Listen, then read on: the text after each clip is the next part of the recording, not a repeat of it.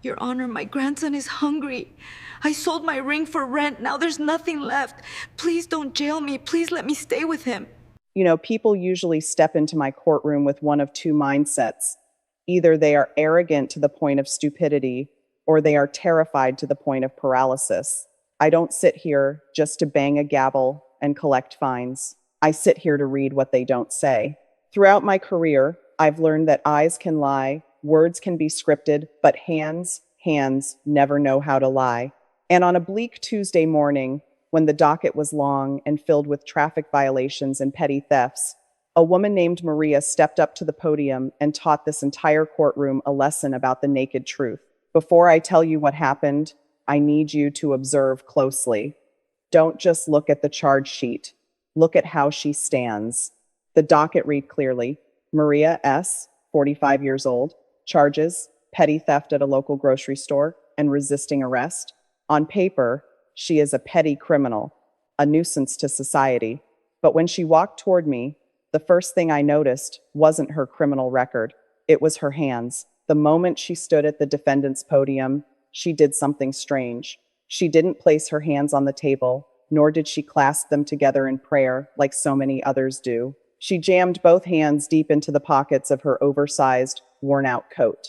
Her shoulders were hunched, pulled in tight, as if she were trying to make herself as small as physically possible in the face of this court's authority. The bailiff, standing next to her, whispered something, looking annoyed.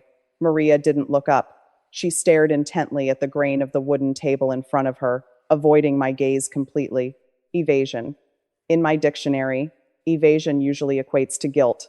But this time, my gut, sharpened by thousands of trials, whispered something else. "Good morning, Miss Maria," I said. My voice was cold, resonant, and devoid of emotion. It is how I test reactions. She flinched, a tiny physical jerk, but I saw it. Good. Good morning, Your Honor. Her voice was whisper thin, cracking like dry leaves being stepped on. I flipped through the file, my eyes never leaving her. You are accused of stealing 2 cans of baby formula and a pack of painkillers from the local Walmart. When security attempted to check your bag, you struggled with them. Do you understand these charges? She nodded. Just a nod. No defense. No, I'm sorry. This silence was abnormal. Most shoplifters will ramble on with excuses. They blame the circumstances, they claim it was a mistake, or they even blame the security guard. But not Maria. She accepted it like a predetermined fate. However, I couldn't take my eyes off her pockets. The movement inside that thin fabric was chaotic. Miss Maria, I tapped my pen against the bench, creating a dry, sharp sound that cut through the silence. In my courtroom, the first rule is respect, and respect starts with posture. Please take your hands out of your pockets. The entire courtroom held its breath. Usually, a defendant complies immediately, but Maria did not. She shook her head frantically, her face draining of color. I'm sorry, sir. I'm cold. I'm just cold. Cold? The temperature in this room was a steady 75 degrees. A clumsy lie. I narrowed my eyes. This is when Judge Boyd goes to work. I do not tolerate secrets in my courtroom. Miss Maria, I dropped my voice an octave. Lower, more threatening. I will not ask a second time. Place your hands on the table. Now, unless you are concealing a weapon or something dangerous, refusing a direct order from this court will make your situation significantly worse than 2 cans of baby formula. The bailiff placed his hand on his holster, ready to intervene. The tension in the room was tight as a wire. Maria looked up at me for the first time. In those eyes, I didn't see the defiance of a criminal. I saw sheer terror, not the fear of jail, but the fear of being seen, the fear of exposing something she was trying desperately to hide. Slowly, very slowly, as if lifting a 1,000-pound boulder, she pulled her hands out of her pockets. And when those hands touched the wooden surface, the sound wasn't the soft thud of flesh. It was a rhythmic, clicking rattle. Those hands weren't just trembling, they were jerking. Violent, uncontrollable spasms caused her fingers to drum repeatedly against the table like a chaotic melody of pain. That wasn't shaking from fear, that was pathology. Her skin was cracked and rough, thick calluses layered over one another, her knuckles swollen and red. I stared at those hands, then looked up at her face, which was now burning red with shame.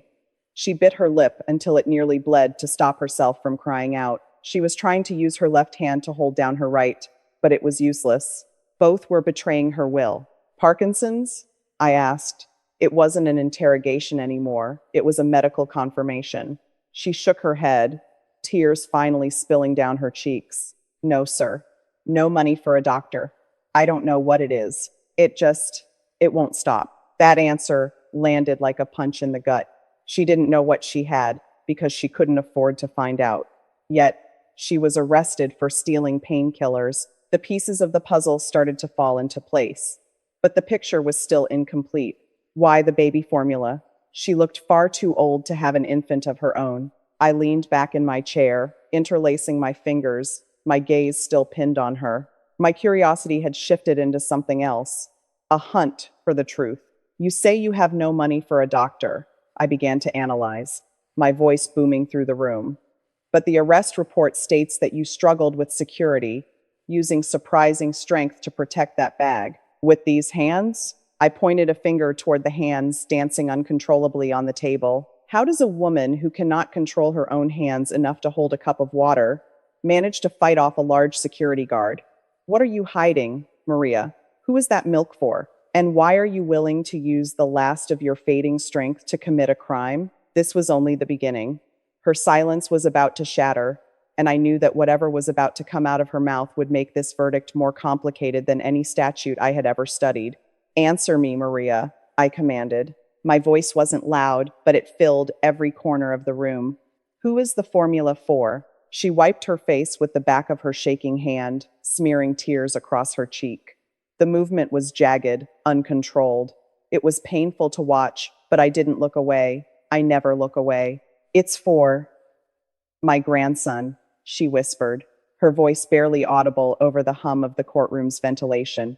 He's 6 months old. He was hungry. A grandson. The pieces were starting to fit, but the edges were still jagged. And the struggle? I pressed, leaning forward. The security guard reported that you scratched him, that you wouldn't let go of the bag. You look like a strong wind could blow you over, Maria. How do you explain that violence? She looked up at me then, and for a second, the fear in her eyes was replaced by a flash of something else, something fierce. I didn't mean to scratch him, she said, her voice gaining a sudden, desperate strength. I wasn't trying to hurt him, Your Honor. I was holding on. I couldn't let go. If I let go, the baby doesn't eat. If the baby doesn't eat, she trailed off, choking on a sob. I sat back, letting that statement hang in the air. Desperation. That was the missing variable. In physics, force equals mass times acceleration. In the courtroom, force equals love times desperation. I have seen mothers lift cars to save their children. It wasn't surprising that a woman with failing nerves could find the strength to fight a security guard for a can of powdered milk. Where is the mother? I asked. Where is the father? Why is a grandmother with a neurological condition stealing to feed an infant? Maria flinched again, looking down at her shoes. My daughter, she's gone, sir. The drugs took her mind a long time ago. She left the baby on my porch 3 months ago and hasn't come back. The father, we never knew him. I watched her closely. This story was tragic, yes. But in my line of work, tragedy is as common as the wood paneling on these walls. Tragedy doesn't excuse the law. However, tragedy provides context. And the painkillers? I asked, pointing to the charge sheet again. The baby doesn't need extra strength ibuprofen. Was that for you? She nodded slowly. My hands, they hurt so much at night. The shaking. It makes my muscles tight, like they are tearing apart. If I don't take the pills, I can't hold the bottle to feed him. I drop it. I can't change his diaper. I needed the shaking to stop for an hour. Just 1 hour. The courtroom was silent. Even the bailiff, a man who had seen everything, shifted uncomfortably on his feet. This woman wasn't stealing for a high. She wasn't stealing for profit. She was stealing for utility. She was stealing to function. She was trying to medicate a degenerative condition with over-the-counter pills just so she could be a functional caregiver for an abandoned child. I looked at the prosecutor. He was a young man, ambitious, usually eager to close a case and move on. But today, he was staring at his paperwork, refusing to make eye contact with Maria. Even the prosecution felt the weight of this. But I am Judge Boyd. I don't rule based on feelings. I rule based on facts. And right now, I had a fact that didn't sit right with me. You say you have no money, I said, my tone remaining sharp. But you receive government assistance, do you not? Social Security? Disability? Where is that money going, Maria? This was the trap. This is where most stories fall apart. I expected her to say she had bad debts, or perhaps admit to a vice of her own. Gambling? Alcohol? Maria looked at me with genuine confusion. Disability? Sir, I applied. I went to the office. They gave me forms, stacks of forms. They said I need a doctor to sign them, to prove I am sick. She held up her trembling hands, the fingers dancing their chaotic rhythm in the air. I told them to look at my hands. I told them I can't write. I told them I can't hold a pen to fill out the forms. They said, policy is policy. They said, come back with a doctor's note. But the doctor costs money, and I don't have money until I get the disability. It's a circle, Your Honor. It's a circle, and I'm stuck in the middle running until I fall down. A catch. Two. The bureaucratic meat grinder. Too sick to work, but too poor to prove she is too sick to work. I felt a cold anger rising in my chest. Not at her, but at the absurdity of the system she was describing. It sounded plausible. In fact, it sounded exactly like the kind of administrative hell that exists outside these walls. But I needed to be sure. I needed to know if she was playing me. Because if she was acting, she was the greatest actress I had ever seen. And if she wasn't, then the system hadn't just failed her. It was actively crushing her. Officer, I turned to the bailiff, bring me the evidence bag. I want to see exactly what was recovered from her person. I wanted to see the stolen goods. Sometimes, the condition of the evidence tells you more than the defendant ever could. The bailiff walked over and placed a clear plastic bag on my bench. Inside were 2 dented cans of generic formula and a blister pack of ibuprofen. But there was something else in the bag, something not listed on the charge sheet. What is that? I asked, pointing to a crumpled piece of paper at the bottom of the bag. The bailiff reached in and pulled it out. It was a receipt. It looks like a receipt from a pawn shop, Your Honor, the bailiff said, squinting at the faded ink. Dated yesterday. I held out my hand. Give it to me. Maria went rigid. For the first time, she looked like she wanted to run. Please, don't, she whispered. That's nothing. I took the receipt. I smoothed it out on the bench. It was for a wedding ring, gold band. Sold for $45. You sold a wedding ring yesterday, I said, looking down at her. For $45. It was my mother's, she choked out. It was the only thing I had left. And what did you do with the $45, Maria? I asked. If you had $45 yesterday, why did you steal $20 worth of goods today? This was the pivot point. The math didn't add up. If she sold the ring, she should have had cash. Why steal? She closed her eyes, defeated. I paid the rent, she whispered. The landlord was going to kick us out. He was at the door. I gave him everything I got from the ring. He took it all. And then I realized I had nothing left for the baby's milk. She opened her eyes and looked straight at me. I had to choose, Judge. A roof over his head or milk in his belly. I chose the roof. I thought maybe I could figure out the milk later. I was wrong. I stared at the receipt. $45 for a family heirloom to keep a roof over a baby's head for maybe a few more days. And now she stood here, facing jail time, which would mean the baby would go to foster care and she would lose everything. I looked at her trembling hands. I looked at the cheap painkillers. I looked at the receipt. The logic was sound. The tragedy was verified. But Judge Boyd doesn't just dismiss cases because he feels sad. I needed to test her one last time.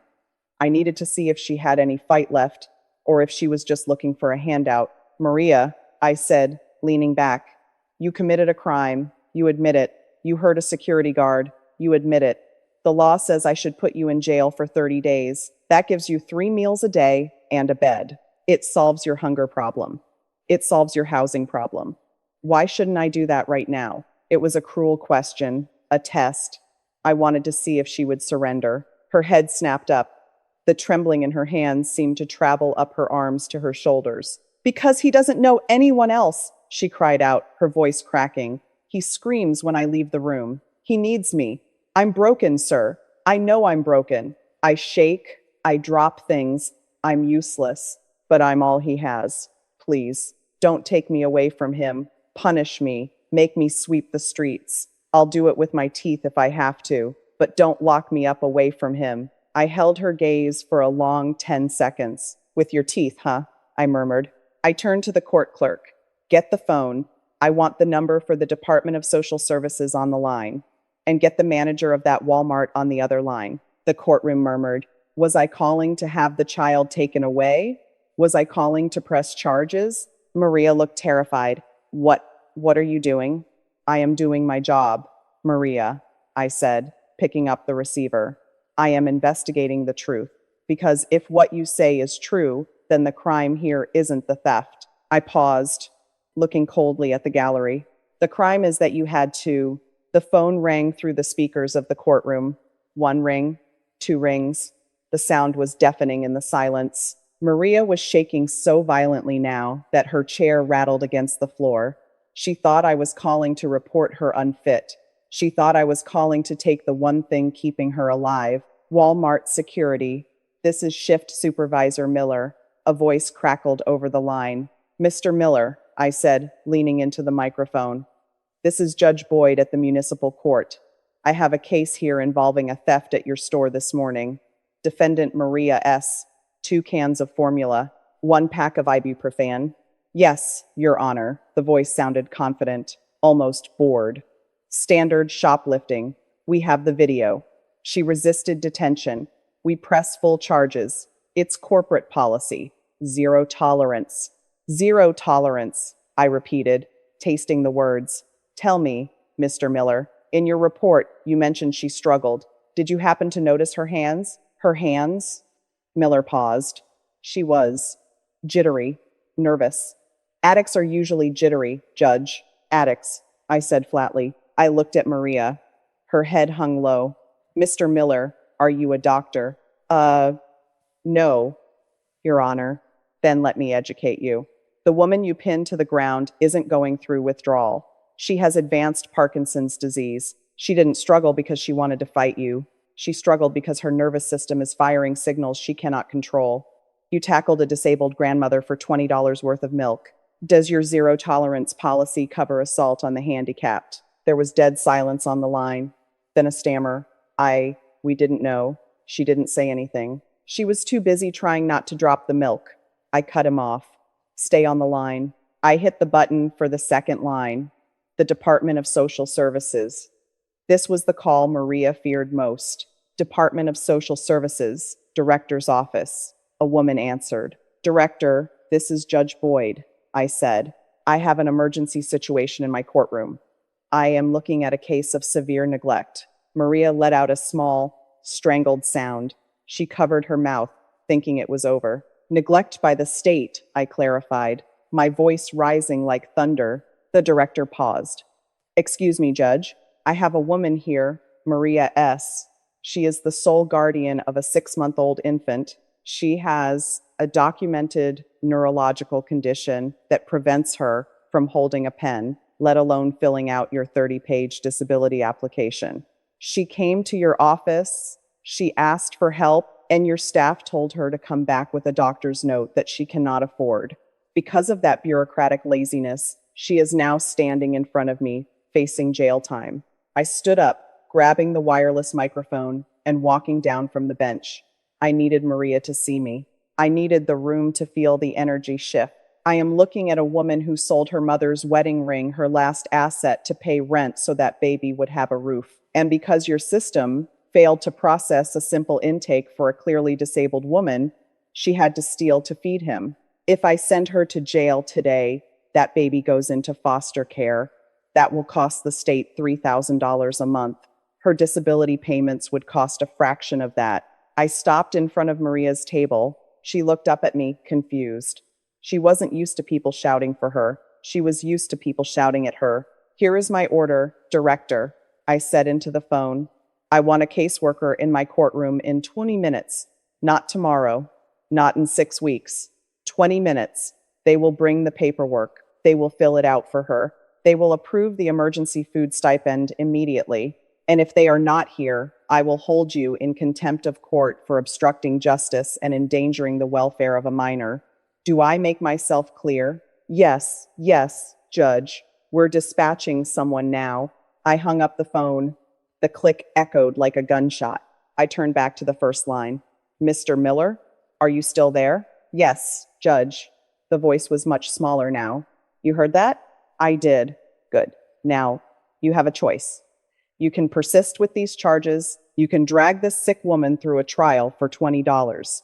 I will make sure the local press is here every single day to cover it. I'm sure the headline retail giant prosecutes starving grandmother with Parkinson's will do wonders for your store's image.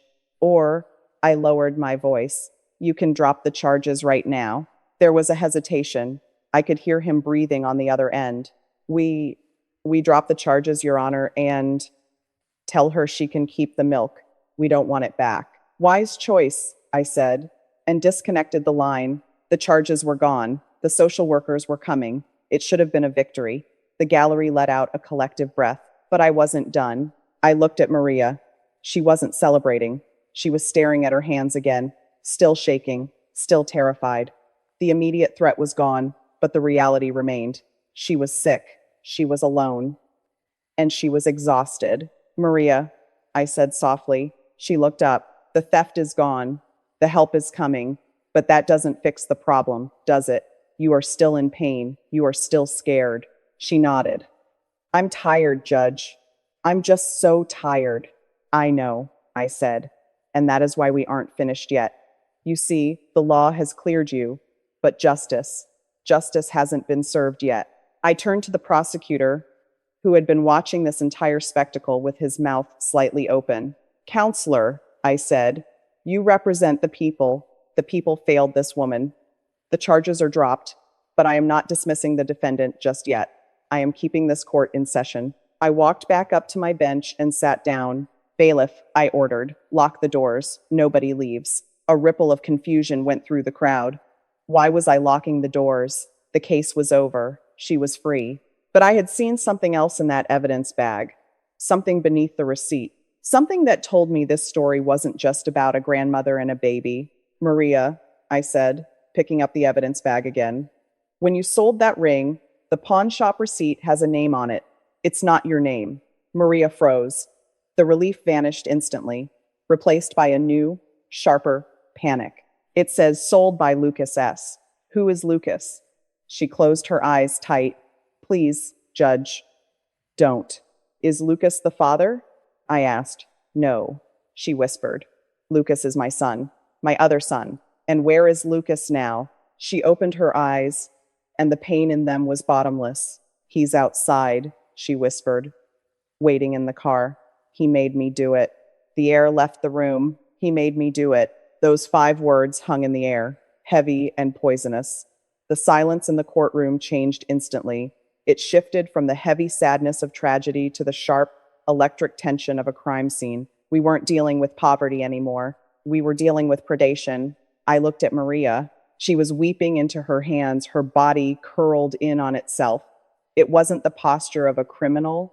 It was the posture of a victim who had just broken the ultimate code of silence. She had betrayed her own blood to save herself, and the guilt was already eating her alive. Bailiff, I said, my voice low and dangerous. Go to the parking lot. Look for a silver sedan. Bring Mr. Lucas S. inside. If he resists, remind him that driving on a suspended license, which I am guessing he has, is an arrestable offense. Just get him in here. The bailiff nodded and moved fast. No, please, Maria whimpered. He'll be so angry. He's got a temper, Judge. He's sick too. He has needs. He has needs? I repeated, looking down at her. You are selling your history to put a roof over his head. You are stealing milk to feed a baby that isn't even yours. And he is sitting in a heated car while you risk prison? That is not sickness, Maria. That is parasitism. I waited. The entire courtroom waited. 3 minutes later, the double doors swung open. Walked in a man in his late 20s. He was wearing a fresh tracksuit, brand new sneakers, and he was holding a smartphone that looked like it cost more than Maria's rent for 3 months. He didn't look sick. He looked bored. He looked annoyed that his morning had been interrupted. He scanned the room, saw his mother crying at the defendant's table, and rolled his eyes. A micro expression. It lasted less than a second, but I caught it. Contempt. He wasn't worried about her. He was embarrassed by her. "What's going on?" Lucas asked, his voice dripping with unearned confidence. "Is she done? We got places to be." He didn't address me. He didn't address the court. He spoke to the air, assuming he was the most important person in the room. "Step forward, mister." "Lucas," I said. He looked up at the bench, sizing me up. He saw an old man in a robe. He thought he saw weakness. He had no idea he was looking at a predator who eats predators. "Who are you?" he asked, walking through the gate like he owned the place. "I am the man who is currently deciding whether your mother sleeps in a warm bed or a jail cell tonight," I said. "State your name for the record." "Lucas, whatever." "Look, she gets confused, okay? She forgets to pay for things. It's the Parkinson's. It messes with her head. Just give her the fine. I'll pay it later, and we can go." He reached for Maria's arm, trying to pull her up. "Come on, Ma. Let's go. Sit down," I roared. The sound cracked like a whip. Lucas froze. He pulled his hand back as if he had been burned. He looked at me, and for the first time, he saw the danger. "You don't touch her," I said, my voice dropping back to that deadly calm. "And you don't dismiss this court. You said you'd pay the fine later? With what money, Lucas? Your mother just told me she has nothing." Lucas shifted his weight. "I'm in between jobs. I hustle. I make it work." "You hustle," I repeated. I picked up the evidence bag. I held up the pawn shop receipt against the glass. "Is this the hustle? Selling your grandmother's wedding ring for $45? Lucas paled. He recognized the receipt. She gave that to me. She said she didn't want it anymore. She said it was old." "Liar," Maria whispered. It was the first time she had spoken directly to him. Lucas turned on her, his eyes flashing. "Shut up, Ma. You don't know what you're talking about." "Turn around," I ordered Lucas. "Look at me. Do not look at her. You do not intimidate a witness in my courtroom." I leaned forward, resting my chin on my hands. I was dissecting him. "Here is what I see, Lucas. I see a man wearing $200 sneakers. I see a man with a fresh haircut. I see a man who looks well-fed, well-rested, and healthy. And standing next to you is a woman who weighs maybe 90 pounds soaking wet, who shakes so hard she can't hold a spoon, and who is wearing a coat she probably bought 20 years ago." I pointed a finger at him. "You aren't in between jobs. You have a job. Your job is her. You use her pity. You know that if you send a shaking, crying old woman into a store, security might hesitate. You know that if she gets caught, people will feel sorry for her. You use her disability as a shield and a weapon." Lucas scoffed, crossing his arms. "A defensive barrier. You don't know anything about our life. I take care of her. I drive her around. I watch the kid." "The kid," I interrupted. "Your sister's kid. The one you send your mother to steal for. Tell me, Lucas, why didn't you go into Walmart? You have strong legs. You have steady hands. If the baby needed milk so badly, why didn't you steal it?" Lucas stayed silent. He knew the answer. I knew the answer. "Because you didn't want to risk it," I answered for him. "You are a coward. You sent her in because you calculated the odds. If she gets caught, she's a confused old lady. If you get caught, you're a healthy male with a record." I picked up a file on my desk. I hadn't opened it yet, but I bluffed. I tapped the folder. "And I bet if I run your name, Lucas, I'm going to find a record, aren't I? Petty theft, possession, maybe some domestic disputes." His eyes darted to the folder, the telltale sign of guilt. "That's in the past," he muttered. "The past is prologue," I said, "but we are talking about the present. You coerced a disabled woman to commit a crime. In this state, that makes you an accessory before the fact. Actually, it's worse. It's exploitation of a vulnerable adult." Lucas laughed, a nervous, jagged sound. "Good luck proving that. It's her word against mine. And she's, senile." He gestured to his mother, dismissing her mind as easily as he dismissed her pain. Senile, I said. Interesting choice of words. I looked at the bailiff. Is the caseworker here yet? Just walked in, Your Honor, the bailiff said, pointing to the back of the room. A woman with a briefcase was hurrying down the aisle. Perfect, I said. Lucas, you seem very confident that you are in control here. You think because you hold the keys to the car, and because you live in her house, you hold the power. You think she won't testify against you because she loves you. I turned my gaze to Maria. She was looking at her son, and her heart was breaking, but her eyes were clearing. The fear was being replaced by something else. Exhaustion. The exhaustion of a mother who has given everything and realized it went into a black hole. Maria, I asked softly, does he help you? Does he change the diapers? Does he cook the meals? Does he pay the bills with the money you give him? Maria looked at Lucas. He glared at her, a silent threat. Don't you dare. She took a deep breath. Her hands were still shaking on the table, creating that sad rhythm. Tap, tap, tap. No, she whispered. He sleeps until noon. He takes the money for his friends. He tells me I'm useless. He tells me if I don't do what he says, he'll put me in a home and give the baby away. Lucas lunged. You lying witch. Bailiff, I shouted. The bailiff was on him in a second, twisting Lucas's arm behind his back and slamming him onto the table next to his mother. Get off me, Lucas screamed. You can't do this. She's lying. I don't need her to lie, I said, standing up. I have the receipt. I have the video of you waiting in the car. And now, I have a threat made in open court. I looked down at him, pinned against the wood. You wanted to know who I am, Lucas? I am the person who is rewriting the ending of this story. You walked in here thinking you were the driver. You are about to find out you are just the cargo. I turned to the prosecutor. Counselor, amend the charges. Drop the theft against Maria S. Open a new docket. The People versus Lucas S. Charges. Elder abuse, child endangerment, and conspiracy to commit theft. And Lucas? I smiled, but it was a smile that promised winter. I'm revoking your bail before you even ask for it. The sound of handcuffs ratcheting shut is distinct. It is a metallic, final sound that usually signals the end of a chaotic episode. But as the bailiff hauled Lucas to his feet, the noise in the courtroom wasn't silence. It was the sound of a mother's heart breaking. Lucas was screaming. He shouted profanities. He threatened lawsuits. He called his mother names that no woman should ever hear, let alone from the child she birthed. But Maria didn't look away. She didn't cover her ears. She watched him being dragged toward the holding cell door with a look of absolute devastation. This is the part of the job that cameras don't capture well. The public wants to see the villain punished. They want the gotcha moment. But for the victim, especially when the victim is a mother, justice feels a lot like amputation. I had just cut off the limb that was poisoning her, but she was the one bleeding. I'm sorry, she whispered toward the closing door. I'm so sorry, Lucas. The heavy door slammed shut. The shouting was cut off instantly. The silence that rushed back into the room was heavy, thick with the residue of violence. I waited a moment before speaking. I needed the adrenaline in the room to settle. I needed Maria to come back to the present. Maria, I said, my voice low and steady.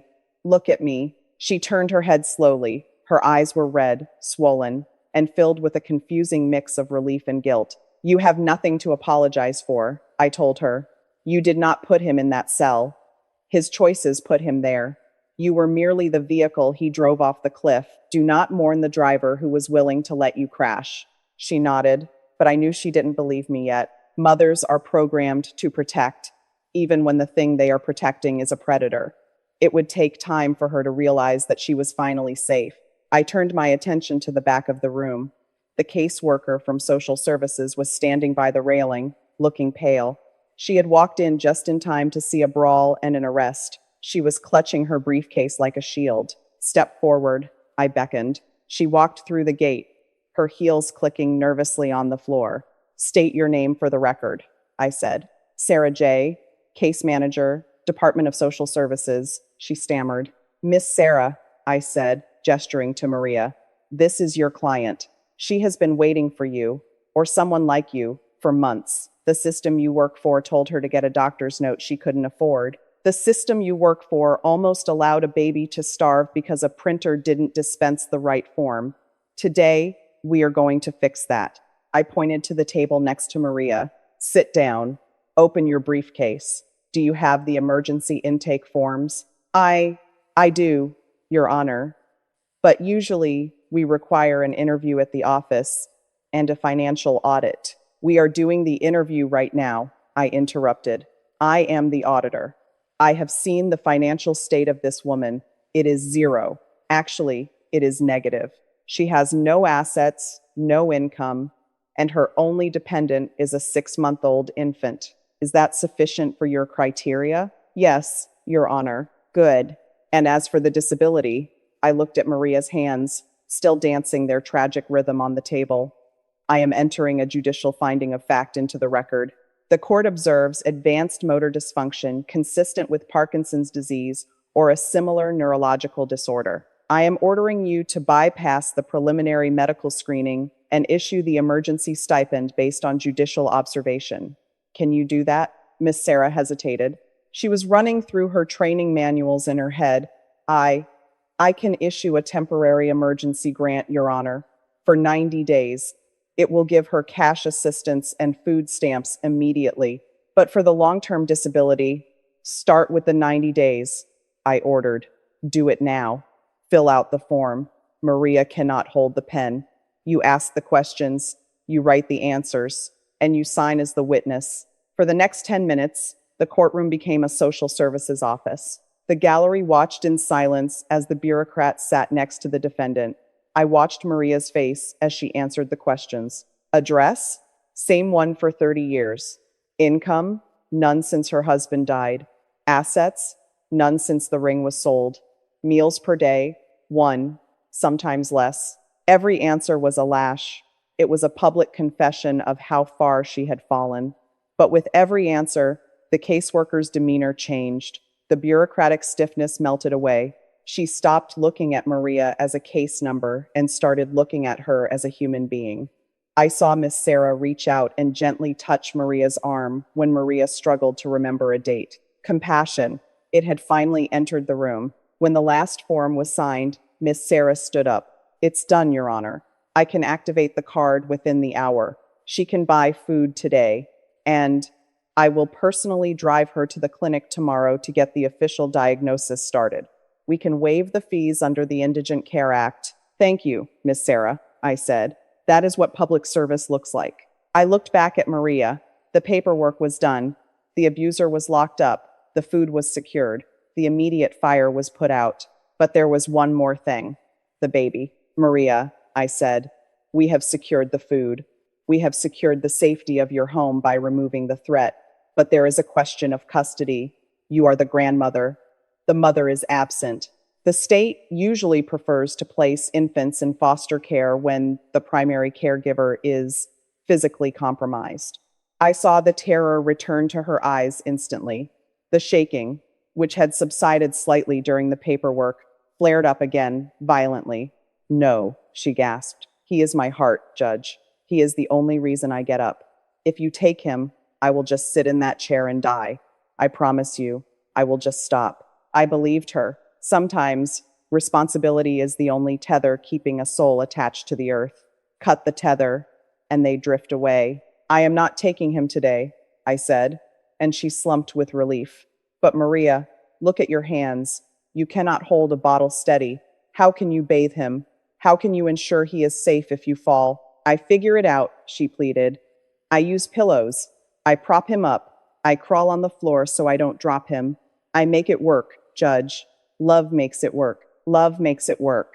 It was a beautiful sentiment. But I am a judge, not a poet. Love doesn't change a diaper. Love doesn't catch a falling child. I needed a practical solution. I couldn't send her home alone with an infant, knowing she might collapse. But I couldn't tear the child away without destroying her. I looked at the gallery. It was full of people waiting for their own traffic tickets. People who had been annoyed by the delay, then captivated by the drama. Is there anyone in this courtroom, I asked, projecting my voice to the back row, who lives in the West End neighborhood? 3 hands went up. Do any of you know Maria? A woman in the second row stood up. She was younger, maybe 30, holding a ticket in her hand. I know her, the woman said. She lives 2 streets over. I see her walking to the store sometimes. It takes her an hour to walk 2 blocks. What is your name? I asked. Elena, she said. Elena, I leaned forward. I am not asking you to adopt a child. I am not asking you to pay her rent. But this woman is going home today alone, with a baby and a brand new EBT card she probably can't swipe because her hands shake too much. The state has done its part. The law has done its part. Now I am asking the community to do its part. I paused. Would you be willing to drive her home? Would you be willing to help her carry the groceries inside? Maybe check on her tomorrow? Elena didn't hesitate. I can do better than that, Judge. My mom watches my kids during the day. She's bored. She'd probably love to help with the baby a few hours a day. I'll take her home. I smiled. It was a rare, genuine smile. That, I said, is the verdict I was looking for. I turned back to Maria. Case dismissed. You are free to go. But as she stood up, something happened that I will never forget. As Maria stood up, the chair scraped loudly against the floor. It was a harsh sound, but nobody flinched. The entire room was fixed on her. She gathered her coat, clutching it to her chest as if it were armor. She looked at the exit sign, the glowing red letters promising freedom. Most people, when I dismiss their case, sprint for that door. They want to put as much distance between themselves and the law as physics will allow. They run from the judgment. They run from the shame. Maria didn't run. She didn't even turn toward the aisle. She turned toward me. She took a step forward, approaching the bench. This is a breach of protocol. The zone between the defendant's table and the judge's bench is a no man's land.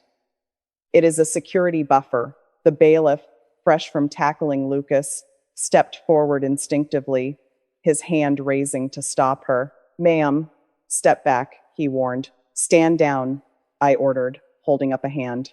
My voice was quiet. I wasn't afraid. I have looked into the eyes of murderers and felt less safe than I did looking at this trembling grandmother. Maria stopped at the wooden barrier. She was so short that her eyes barely cleared the top of my bench. She looked up at me, and I saw the devastation of the last hour washing off her face. The fear was gone. The confusion was gone. What remained was a raw, naked humanity that is almost too bright to look at directly. Her hands were still dancing. They tapped against the wood of my bench. Rat-a-tat-tat, Judge, she whispered. Her voice was steady, even if her body wasn't. Yes, Maria?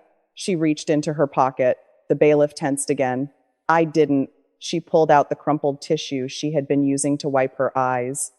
It was the only thing she owned in that moment.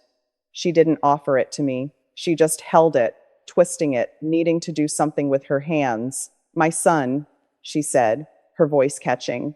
He told me I was broken. He told me I was garbage. He said the law would throw me away because I am useless.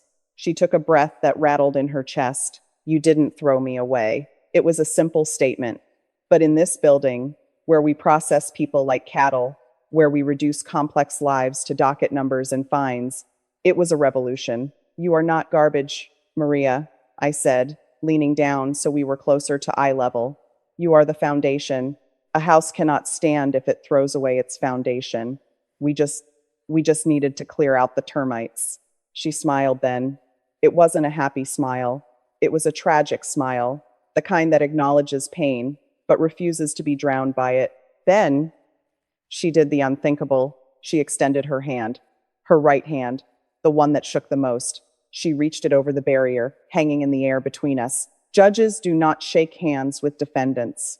It violates the code of impartiality. It violates security protocols. It blurs the line between the authority and the subject. I looked at her hand.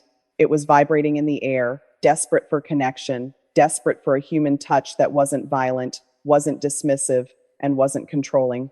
I looked at the gallery. I looked at the cameras. And then Judge Boyd broke the rules. I reached out. I took her hand in mine. My hand is large, steady, and warm. Her hand was small, cold, and frantic. But the moment I closed my fingers around hers, something miraculous happened. The shaking stopped. For 3 seconds, just 3 seconds, the firm pressure of my grip grounded her nervous system. I felt her muscles relax. I felt the chaotic electricity in her nerves find a ground wire. She looked at our joined hands, stunned. "It stopped," she whispered, looking at me with awe. "You made it stop." "I didn't do anything, Maria," I said softly. "You just needed someone to hold on to who wasn't trying to pull you down." I squeezed her hand once, firmly, and then let go. The shaking returned immediately, but the terror behind it was gone. "Go," I said. "Elena is waiting. The baby is waiting. Go be a grandmother." She nodded, wiped her face one last time, and turned around. Elena, the stranger from the second row, was waiting by the gate with her arm out. Maria took it. They walked down the aisle together, one woman strong and steady, the other frail and shaking, bound together by nothing more than the sudden, unpredictable grace of a courtroom. When the heavy doors swung shut behind them, the room was absolutely silent. Nobody moved. The prosecutor was staring at the floor. The bailiff was adjusting his belt, looking visibly moved. The court reporter had stopped typing. This is the vacuum that happens after a storm. The air pressure in the room changes. I looked down at my docket. The next case was a speeding ticket. A two-year-old in a Mustang doing 90 inches of 40. It felt absurd. It felt trivial. How do you go from saving a life to fining a kid for driving too fast? I picked up my gavel. It felt heavier than usual. "Recess," I announced, standing up abruptly. 10 minutes. I didn't wait for the bailiff to call all rise. I turned and walked out the back door into my chambers. I needed silence. I needed to wash the feeling of Lucas's arrogance out of my mind, and I needed to process the feeling of Maria's trembling hand in mine. I sat in my leather chair, staring at the wall. I thought about the receipt. $45 for a wedding ring. I thought about the milk cans. $20. I thought about the cost of justice. We spend millions on police, on prisons, on judges like me. We build these massive temples of law to punish the wicked. And yet, the only thing that actually saved Maria today wasn't the law. It wasn't the penal code. It was a phone call to a social worker and a stranger named Elena. The law is a hammer. I am the hand that swings it. But today, I learned that sometimes you don't need a hammer. Sometimes you just need to hold the nail steady so it doesn't bend. I looked at my own hands. Steady, strong, capable. I poured a glass of water. I held it up. No ripples. I drank it, feeling the cool liquid hit my throat. I felt a surge of gratitude for the simple, biological miracle of being able to hold a cup without spilling it. We take our dignity for granted until we see someone fighting a war just to keep theirs. There was a knock on the door. "Judge?" It was the bailiff. "The docket is backed up. We need to get moving." "I'm coming," I said. I stood up.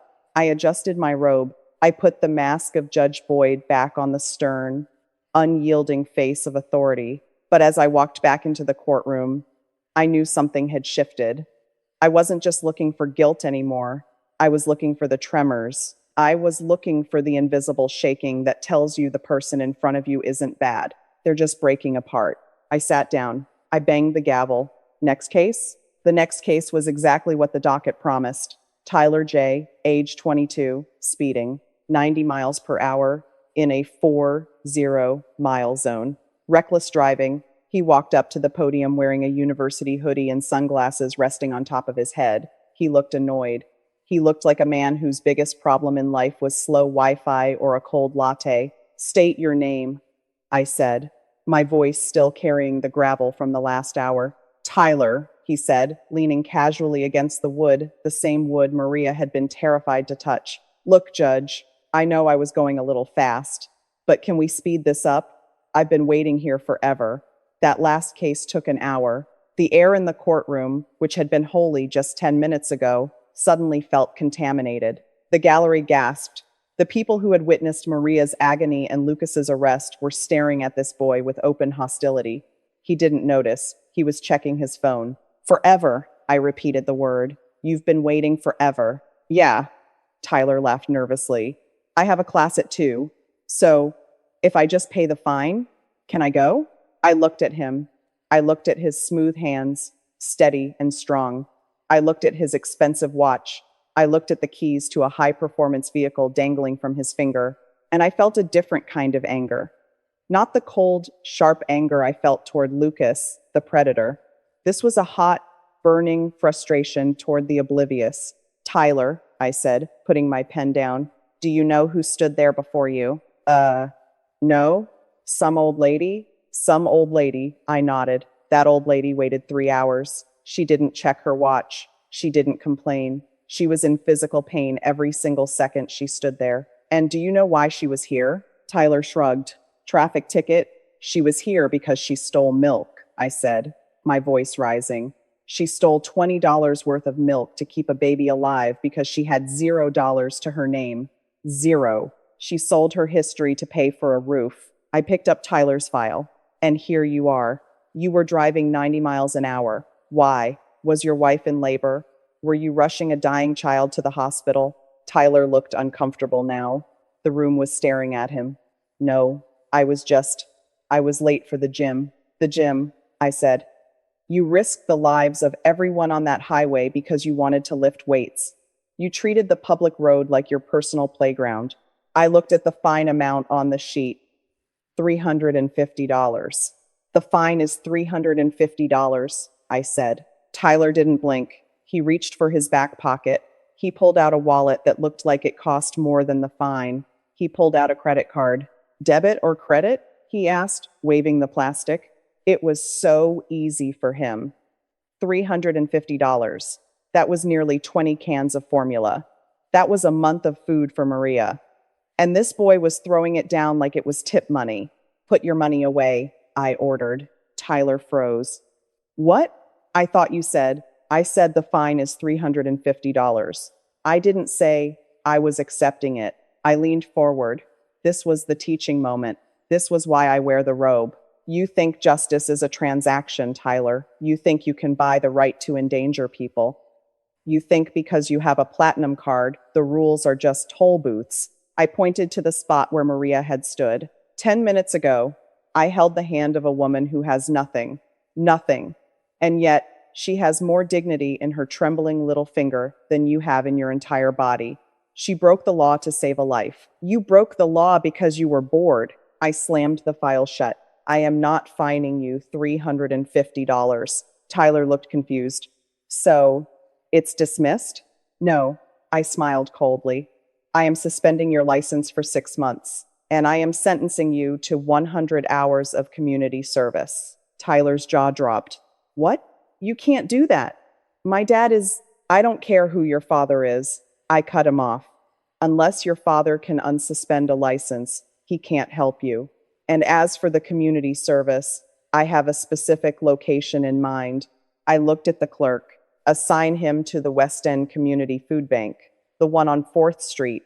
I looked back at Tyler. You are going to spend your weekends packing boxes of milk and bread. You are going to carry heavy boxes for people whose hands shake too much to hold them. You are going to look into the faces of the people you speed past on the highway. You are going to learn what waiting actually feels like. Tyler looked horrified. But my gym, the boxes are heavy, Tyler, I said, picking up my gavel. Consider it a workout. Judgment entered. Bang. Next case. Tyler walked away, stunned, stripped of his keys and his arrogance. The gallery watched him go, and I saw a few people nodding. It wasn't about vengeance. It was about perspective. The rest of the afternoon passed in a blur, but the energy in the room never went back to normal. The ghost of Maria was still there. People spoke softer. They listened better. When the final case was called and the court was adjourned, the sun was already setting. The golden light was filtering through the high windows, illuminating dust motes dancing in the air. I went back to my chambers and took off the robe. I hung it on the hook. Underneath, I was just a man in a shirt and tie, just a man with steady hands. I sat at my desk and looked at the pile of paperwork. The day was done. But I couldn't go home yet. There was a letter on my desk. It wasn't a legal document. It was a handwritten note on yellow legal paper. The bailiff must have put it there during the last recess. I unfolded it. The handwriting was shaky, jagged, almost illegible, but I could read it. Judge, I don't know how to say it good, but nobody ever held my hand before to stop the shaking. Usually people pull away. You didn't pull away. I will tell my grandson about the giant in the black dress who saved us. P.S. Elena says hello. And I sat there in the dim light of my office, holding that jagged piece of yellow paper. I have framed diplomas on my wall. I have awards from the Bar Association. I have photos with governors and mayors. But I knew, right then, that this yellow piece of paper was the most valuable thing in the room. We think power is about the gavel. We think power is about the ability to command police, to lock people up, to suspend licenses. We are wrong. Real power is the ability to take fear away. Real power is using your strength to stop someone else's shaking, even if just for 3 seconds. I folded the note carefully and put it in my breast pocket, right over my heart. I turned off the desk lamp. The room plunged into darkness, but I didn't feel the dark. I walked out to the parking lot. The air was crisp. I got into my car and put my hands on the steering wheel. I looked at them, steady. I thought about Lucas, sitting in a cell, angry and cold. I thought about Tyler, calling an Uber, confused and humbled. I thought about Maria, sitting in a warm kitchen, feeding a baby, with a neighbor named Elena, sitting nearby. The scales of justice are rarely balanced. The world is unfair. The strong prey on the weak. The rich buy their way out of trouble. But today we tip the scale back. Just a little bit. And sometimes a little bit is enough to save a world. 6 months have passed since Maria walked out of my courtroom, holding the hand of a stranger named Elena. In the legal system, 6 months is a lifetime. Thousands of cases have crossed my bench since then. Thousands of excuses, thousands of lies, and thousands of tragedies. Faces blur, names fade. The machinery of the court grinds on, chewing up miseries and spitting out verdicts. But I checked the file today. I needed to know. Lucas S. didn't fight the charges. Predators like him rarely do when the light is shined on them. He pleaded guilty to elder abuse and child endangerment in exchange for a 3-year sentence. He is currently sitting in a state correctional facility, where I imagine he is learning that he is no longer the biggest fish in the pond. He isn't sleeping until noon anymore. And Maria? The report from social services was brief, but it told me everything I needed to know. Subject has gained 8 pounds. Subject has been approved for permanent disability benefits. Infant is meeting all growth milestones. And at the bottom of the report, a small note from the caseworker. Grandmother is attending a weekly support group. Transportation provided by neighbor Elena. She made it. The foundation held. I sit here tonight, looking at the empty courtroom, and I ask myself the question that haunts every judge at the end of a career. What is justice? Is justice the blind application of rules? If I had been blind that day, if I had followed the letter of the law, Maria would be in jail for theft. The baby would be in foster care. Lucas would still be driving her car, looking for a new victim. The law would have been satisfied, but justice would have been murdered. No, justice is not blind. That is a lie we tell ourselves to feel better about being heartless. True justice requires sight. It requires the ability to look at a trembling hand and see the difference between fear and disease. It requires the courage to look past the crime to find the cause. It requires us to stop being mechanics of the law and start being guardians of the people. You watched this story. You felt the anger when Lucas walked in. You felt the relief when the community stepped up. You felt the tears when Maria finally let go. Ask yourself, why does this story matter to you? It matters because we are all terrified that one day we will be the ones shaking. We are all terrified that we will be invisible, standing in front of a system that doesn't care if we live or die. We all want to believe that if we fall, there will be a hand to catch us, whether it's a judge, a neighbor, or a stranger. Maria taught me that dignity is resilient. It can be buried under poverty. It can be crushed by abuse. It can be eroded by sickness. But it never truly disappears. It just waits for someone to uncover it. And Lucas, he taught me that evil isn't always a monster under the bed. Sometimes, evil is just a well-dressed young man sitting in a heated car while his mother freezes. Evil is indifference. Evil is using love as a weapon. I kept the receipt for the wedding ring. I taped it to the inside of my bench, right where nobody else can see it. It reminds me that every person standing before me has paid a price to be there. It reminds me to look at their hands before I look at their rap sheet. This was the trial of the poor mother with the trembling hands. But in the end, she wasn't the one on trial. We were. The system was. Did we pass? Today, yes. Tomorrow? That's up to us. I am Judge Boyd. I don't just read the law. I read the silence between the words. And in that silence, usually, lies the truth. If this story moved you, if you believe that justice should have a heart, then do not stay silent. Share this. Talk about it. Look at the people around you. Really look at them. Look for the tremors. And if you see a hand shaking, don't look away. Reach out. Court is adjourned.